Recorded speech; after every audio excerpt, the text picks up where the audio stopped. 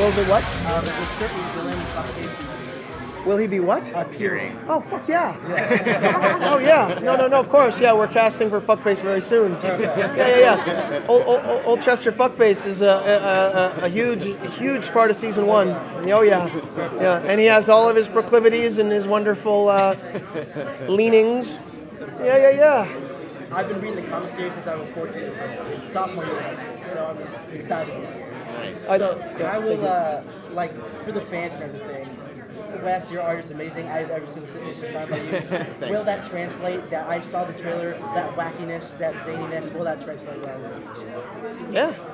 I mean, yeah. Yeah, it's looking. Yeah, it's like the TV version of that in terms of like color palettes and in terms of like I was talking to some people about it where say like that the first Hulk movie that Ang Lee directed where the panels were like shifting around. I was like I don't think that it really gets in the way of the story. So I don't want them to I don't want any kind of literal translation or anything like that. But there's certain let the story do the work that it's there for. But I mean in terms of the feel of it feels like the comic, like crazy. So I mean, yeah, that's from the first meeting I had with Sony, that was what I had promised to me. I said I'm going to do the soundtrack, I'm going to be involved, and they've everyone has held true. I'm co-showrunner, I'm lead writer, I'm writing a huge chunk of the season.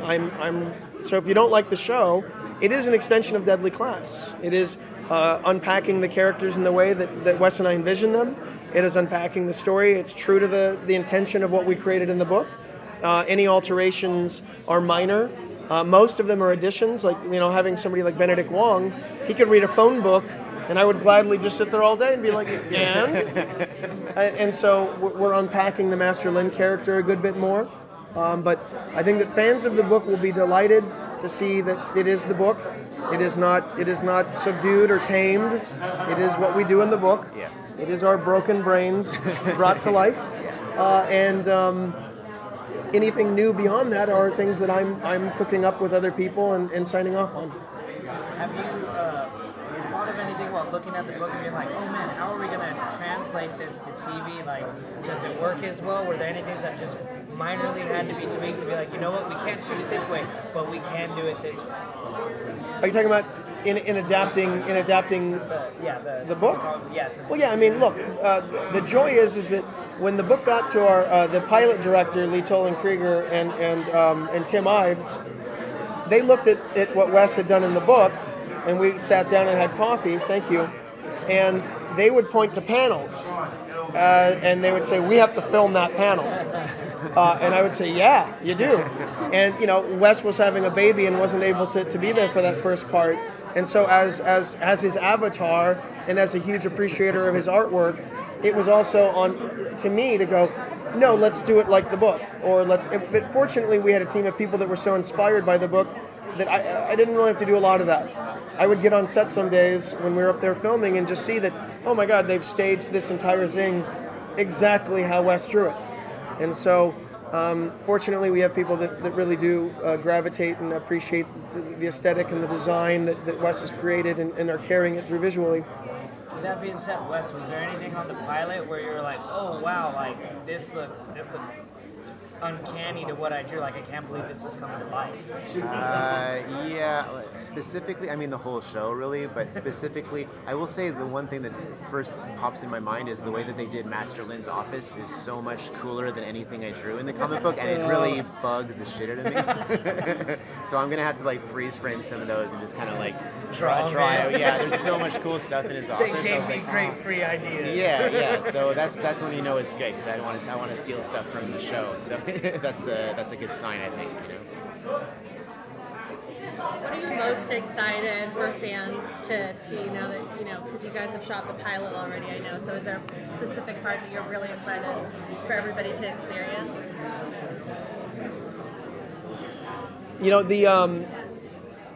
I'm so proud of the entire thing. Yeah, it's hard to... And Joe Russo set an not impossibly high bar, but from the beginning, a pretty high bar. And the people that came on board from top to bottom have been A-level talent. And so you have a fear when it starts up are we going to make an adaptation of our book that we've poured our lives into for all these years that's going to be just a garbagey thing that we shouldn't have done? And nothing would kill me more, especially having worked so hard on a book we love so much and feel that there's an integrity to it. So seeing it come to life as it has, I can honestly say that like the entire thing is a work of art and is a lot of craftspeople doing their very, very, very best. If I had to pick one, Maria's reveal at Day of the Dead is Pretty badass. pretty ridiculous. Yeah, I remember when it was filming, just being in Video Village, and everybody just stopped talking, and we were just watching the footage, going like, "What the fuck is happening?" But there's so many of those scenes. There's just so many. I'm not saying the comic will end anytime soon, but if you guys had an ideal year within, obviously we're going in 87, 88, Spoiler. where do you guys like feel like it would be a comfortable end? Can't do it. We have plans. Our plans are too crazy. We can't do it. Thanks so much. 2059. Thank you guys. Everything is extremely relatable. Like how what he thinks about like other teens, how he thinks about mental health, like how people like hide it and like they they think it's a weakness. How the music he likes, like the social problems he faces. I relate to it completely. Yeah. The rage he feels sometimes, the sadness he feels sometimes. What was the first thing you did when you found out you got the role for Deadly Class? I went to Whataburger. Shout out to my Texas boys. I actually was really excited, but I was at my brother's soccer tournament and they lost, so I was kind of like not trying to like rub my good news in his face. Well, on a plus. Yeah, it was honestly he was really excited. He was really excited about That's it. great. Yeah. So there's a lot of interesting factors that come with this show as well as the comic book. Did you read the comic book? Did you research, or did you kind of stick in the gray zone and just listen to everybody that was on set telling you what to do? I definitely read the comic book. Right now I'm on the 5th time reading it through, and it's extremely helpful with like figuring out the era, the 80s, 1987 punk era, and just the character in general. I wanted to get a sense of like his physicality and really just like how he thought. And then the comics help so much with that.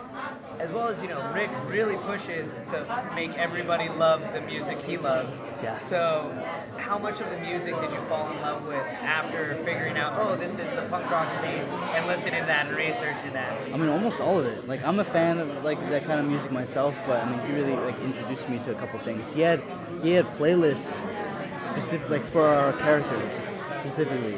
Yeah, that he sent Dropbox files to all of us with the comics as well. So, what are some of the songs that you remember off that sound? I mean, I don't remember like specific songs. I just know like I was putting like it on shuffle, like from The Cure to The Smiths to, just plenty of others. My mind's going blank right now. Yeah. How did you prepare to play a character that has so many different layers? Well, I mean, I feel like I related to Marcus in some way. So really, when it came to doing those scenes, I just had to kind of step away from everyone because it's such a fun cast and really like get into the moment of feeling what everybody's feeling. I do realize that Marcus he was a homeless teen, so I lost a bit of weight for the role, and really just kind of like isolating myself for a little bit to kind of get a feel of that.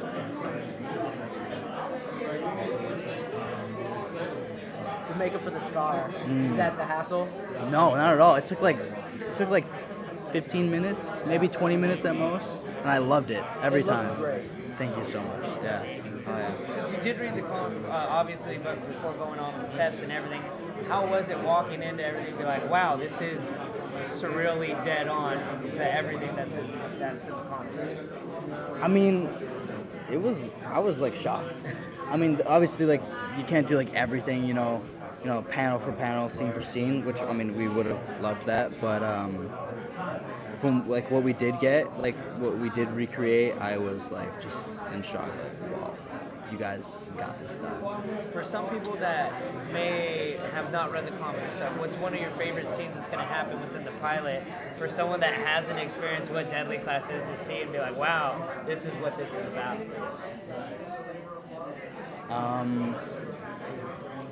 There's a scene.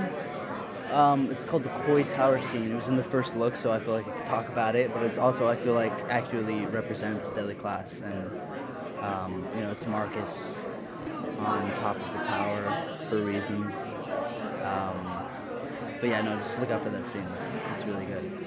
So Rick also mentioned that one of his favorite scenes involves yourself and a specific arrow that was shot in a graveyard, I believe a graveyard scene. I could be wrong. I'm looking to you because you read the comic. Can we maybe talk about that a little bit? A scene about an arrow being shot? Yes, and someone saving another person's life by grabbing the arrow right before it hits their face. It was in the comics. Yes. But I think I could say that it's not in the pilot. We've only shot the pilot, and we still have the rest of the season to shoot, so I'm pretty sure we might have something. When you're working on a show that's being adapted from a graphic novel, how challenging was it to make this character your own, but still being faithful to the source material? It really goes back to like how relatable Marcus is, because I feel like it wasn't that difficult, because dropping weight is, I feel like, easy for me. I just have to stop eating, and then I'm familiar with, I feel like mostly everyone, and especially teens, are familiar with teen angst and feeling lonely and like an outcast. I myself, I was homeschooled, so I felt very isolated from the world in my high school years, and it was very sad. So I feel like it was easy, and it was very fun to like go back to that. That was the cold. I'm from Texas too, so it was the cold. Yeah, Austin. Austin, sweet. And you're from Houston, right? Houston, yes. Okay, so the culture shock from like super hot Texas weather, Vancouver. Yeah, I love it. Yeah, I love it. I love the rain. I love the cold, because I'm just so used to humid, hot, sweating when you've been outside for 5 minutes. So yeah, no, I love it. I actually live in Vancouver right now. Yeah. Oh yeah.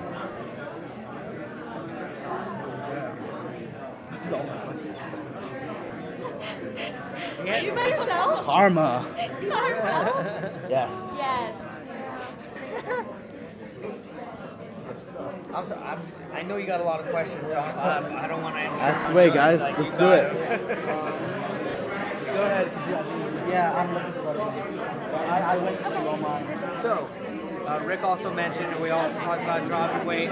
Rick mentioned that the first time he saw you after, he was like, you got to cut some weight. Yeah. He said, oh my God, dude, eat a sandwich. Is that true, or was he just saying It's it in his completely head? true. We were over FaceTime. I was like, "Hey, look, Rick, I've been listening to what you're saying," and I lifted up my shirt. I was purposely sucking in to like kind of scare them, but they were like so like shocked about what was happening.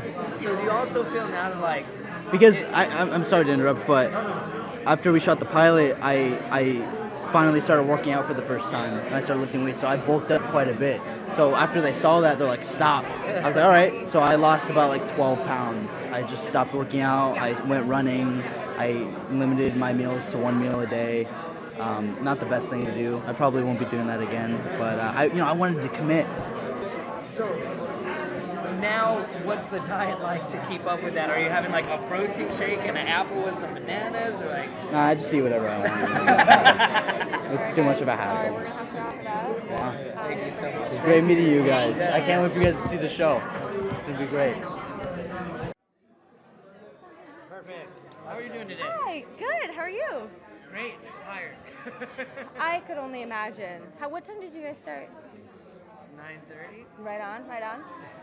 Long day. Yes, but nothing to complain about. So, have you read the comic book? Of course I have. It's funny.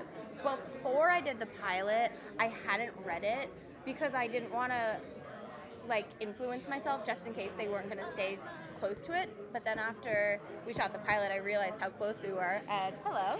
And then I read them all. We all did. Yeah. What initially attracted you to this project? Initially, when I got the email for the audition, it was definitely the Russo brothers' name. As soon as I saw it, I was like, well, yeah, I need to be a part of this. And then after I read the script and the sides, it's a no-brainer. The writing's incredible. It's like nothing I've ever read before, and it's refreshing and challenging as an actress. It's very difficult, and that's why I wanted to do it. For me, I think I didn't read about the Russo brothers until after I got the role. And then you were like, And yes! I swear, and then my manager was like, this is a Russo brothers production. And I'm like, what? And then I read the email again and I was like, oh my god. But the first thing was definitely the sides for me. When I read them, I felt like I knew who Maria was, for sure. And actually it was a self-tape, my audition. And I just did really one take. It was, I know that woman, I know who she is, and I was dying to play her. And then I got the role and read the pilot, and I was like, what is this? And then I got the comic books, and I couldn't believe how lucky we all are. Right. So we heard that Rick sent everybody a playlist in Dropbox. Yes. Yes. Do you guys recall any of the songs that Rick sent you by chance? Yeah, absolutely. The Yes. Go-Go's, Oh, for nice. me, a lot. Madonna. How do you say Madonna in English? Madonna. Madonna. It's just Madonna. I don't know. I say it weird and people don't understand. No, it's good. For me, it's Madonna. That's beautiful. That sounds better. And we're all like, Madonna. Yeah. I got like the Pixies. I got this one crazy song that got me nervous for the pilot. It was got me called nervous. something like shut the F up, the world's on fire. Like something really like angsty, and I was like, okay, so this is what I'm getting myself into. Got it. Yeah. Would you say that really helped you transform into your character and be able to Oh, yeah. keep that mindset for the rest of Oh yeah. Absolutely. I also think something that helps us with our characters is the costume, hair, and makeup departments were so on point, and we all have wigs, we have tattoos, we have amazing hours. costumes. Yeah, so half of the work is done for us because we walk into the makeup trailer, we get done, we come out, and we're a different person. We look different, we speak different, Absolutely. we walk different. Yes. So not just the music, but that as well. So coming from big Hollywood budget blockbusters and coming from the big Latin American market, Yeah. how has that changed from like just working on TV compared to those big aspects? Well, I think that we were very fortunate to, I mean, we're working with seasoned pros on the filmmaking side and acting. And I was interested because I've never done television before. I've only done movies. True. But it wasn't much different. Like, we shot the pilot like it was a film. It's very cinematic. Everyone is so good at their jobs. Cameramen, Capable. so everyone is seasoned vets. Like, we are honored to work with them. Yes. So it wasn't that much different, to be completely honest. Yeah. Well, for me, it was. Yeah. It was this huge difference. I've been working my whole life for 20 years and in Latin America, and the first day on set, I was like, what is this? Like, there's people that are here just to open the door. That's Like, crazy. I can do that. Like, I swear, I can open the door for you. It's fine. It was just this huge production, and everybody knew exactly what they were doing. And I don't know, it was overwhelming. And there's food everywhere. There's That's food what I remember you were telling me everywhere, that. Yeah. and I'm like, I can't believe this is a lot of food. Yeah. Like, why? Like, Yeah. I can't eat all that. Yeah. But you can. But I can't. I was like, yep. So yes, I believe I am still a little bit overwhelmed by all Of course, this. yeah, Yes. of course. Are there any scenes in the pilot that you're really excited for people to see once it comes out?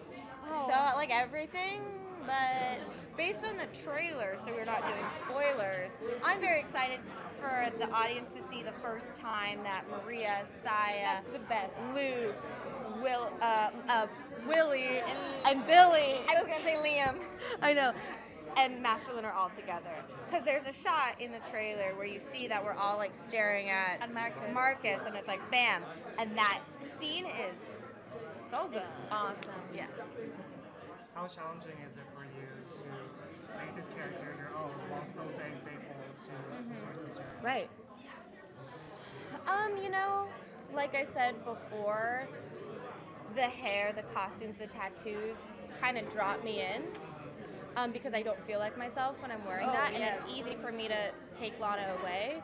I think I relate to some of Saya's darkness, like her dark side. I feel that. I feel, you know, that part of her, and it's as long as you let yourself be okay with like that darkness, it's not as hard as I thought it was going to be. Yeah. Well, for me, Maria is bipolar, so I had to do a little bit of research, and yes, also I believe these characters are very relatable. I know they're assassins and everything, Right. but they're human beings that are struggling with real Universal problems. Yes, and real threats as well. So these kids are just surviving, and I think everybody can relate to that.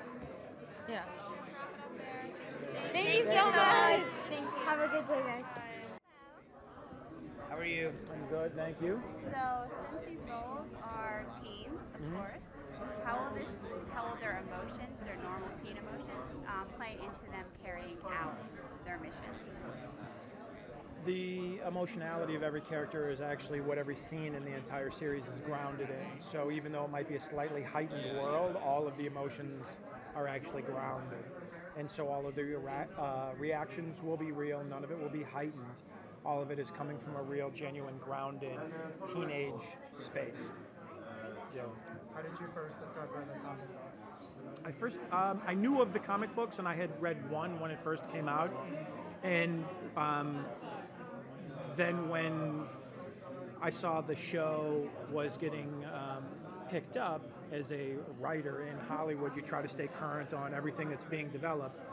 And I dove deeper into the books, and having been around that age in '87 and also a part of the Chicago punk scene and have skated, the books had a profound resonance with me, as well as due to some mental health issues in my own family and some very intense violence from the time that I was from June of my 7th grade summer till November of my freshman year. I had no parents. So I would beg on street corners and steal food, so related to Marcus in a very personal way. And so getting all the way through the books and getting current with them, I thought as a fan of comics that it's one of the best comics that I've ever read, because it just hit. There were a lot of ways for me to get into the world, into the stories that resonated with me very personally, as opposed to, say, a more higher concept story that's more escapism. I felt like there were moments of escapism in there, but really all of those moments were just shining a mirror on grounded human moments. You're also co-running the show. Yes. So how is that process like, working with Rick, Miles, and Jack? My role is to protect and serve Rick's original version for the comics, but also the development process that Rick and Miles went through to bring it to life. And so I felt incredibly honored and grateful to have been brought into the creative team, and my role is to completely serve the books and to protect their creative voice. How was it going through the cast and trying to find the perfect characters for this TV show? So I came on after the pilot was shot, but I can tell you, having met the cast and spent a considerable amount of time with them, how excited they are and how much of it is less about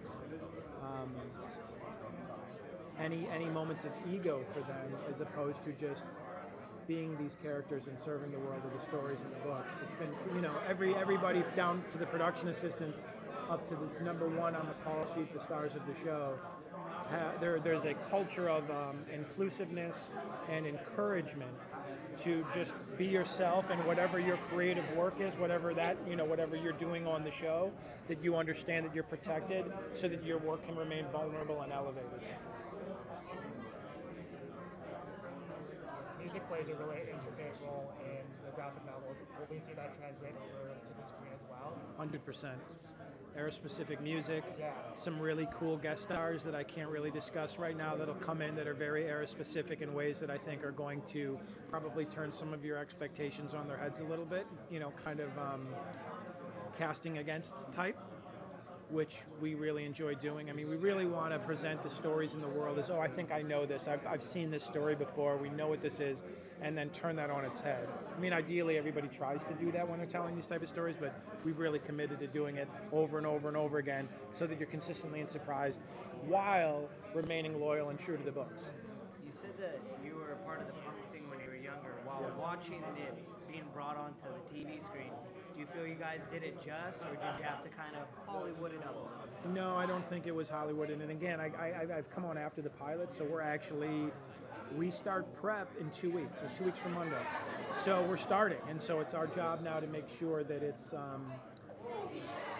this is pre-commercialization of punk, of the music.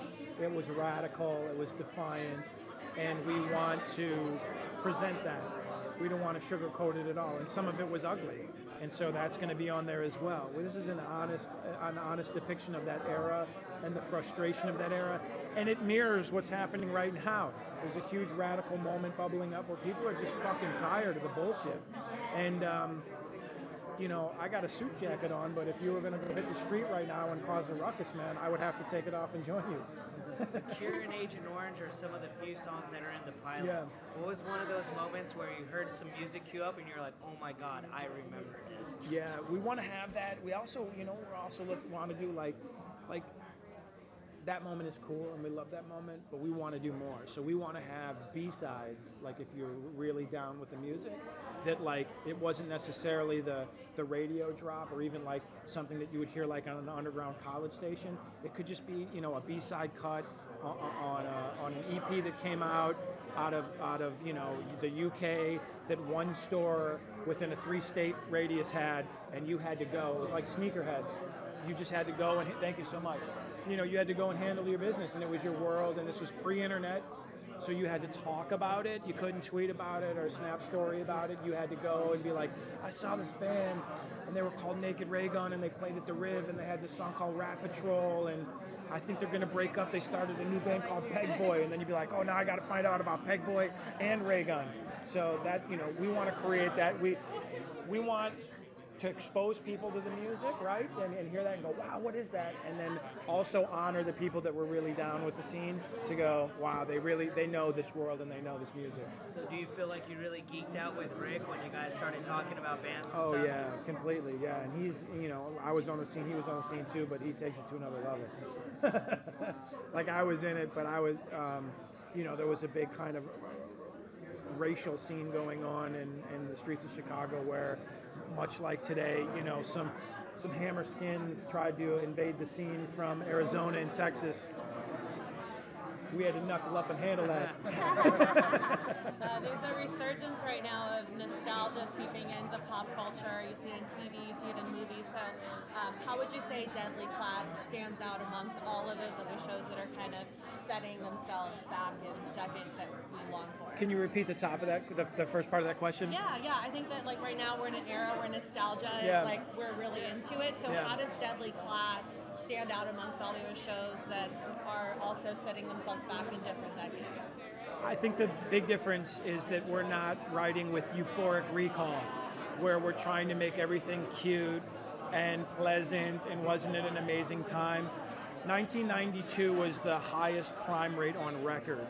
And so we're in 87, which is where our show starts. We're like bubbling up to that point to where really, many people at this table might not remember, but they used to make radios in your car that you could take out because if you left them, people would steal them.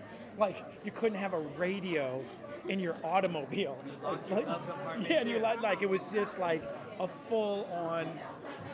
And we're not going to sensationalize that, but we're going to lay that out as the way that the world really was and how difficult it really is to be a teenager and how lost you can feel and trying to find your tribe and what does that mean and how does it feel like when you not when you step in and you save the day and you fight for the honor of your friends, but what happens when you don't? and then you have to go back to where you live knowing that you should have stepped up and you didn't.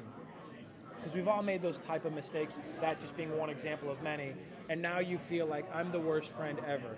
I'm never going to be able to be friends with that person again. And those are real, and those are the real moments that we lean into instead of the more euphoric-y, hero-y type of tropes that are fine for some shows, just not for ours.